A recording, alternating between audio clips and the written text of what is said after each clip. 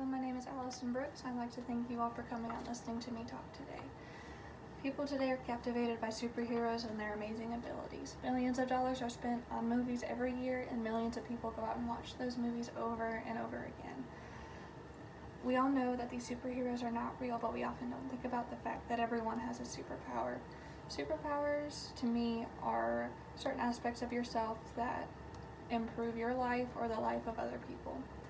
My superpower is my kindness and compassion, and there are 3 instances in my life that I believe prove this to be true. The first is my participation in Project Linus. The second is helping my friend overcome her eating disorder, and the third is helping my homeless friend find the resources she needed. And while I'm talking today, I'd like to ask you to think about what your superpower is and how it has affected someone. The first instance I'm going to talk about is my participation in Project Linus, which made blankets for kids with cancer. I had a friend in middle school, and she was diagnosed with leukemia, and I knew this program made blankets and sent it directly to the hospital she was admitted to.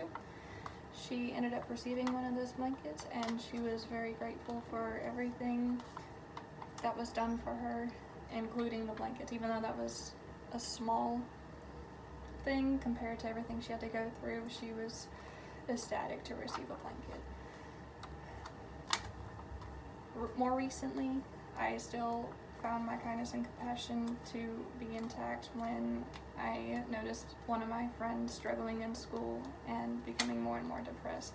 I didn't know exactly what was wrong, but I knew there was something wrong. She eventually broke down and told me what she was struggling with, and that she hadn't been able to eat in front of other people. She wasn't hanging out with her friends because she couldn't eat in front of people, and she asked me to help her because she was too scared to go to anyone about her issue.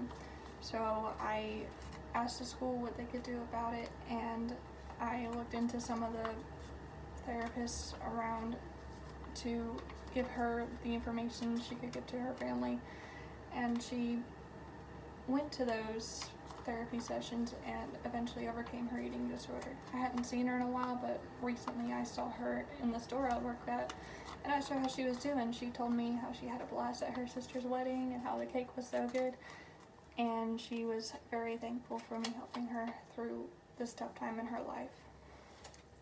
I had another friend in high school that I helped shortly after I learned about her issues. Her mother had sadly lost the house they were living at, and they were living in her car in the Walmart parking lot. She didn't really want to ask for help, but I tried my best to get her the resources I could to make life livable while she was there. And I told her to, let me know if there's anything I can do to help you. And one day she was like, I do need help.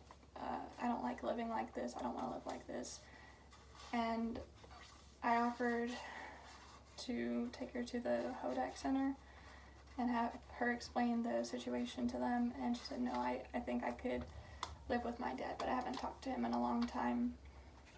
And I said, okay, what do you want me to do? And she was like, sit with me while I call him on the phone, and I did.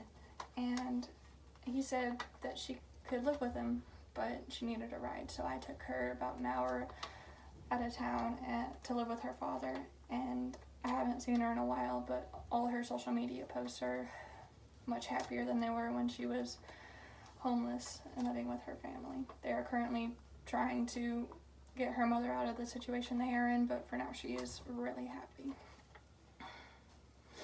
So I've told you about my superpower and how it has helped others, and I'd like you to consider yours, because everyone has one, and they do make a difference in other people's lives.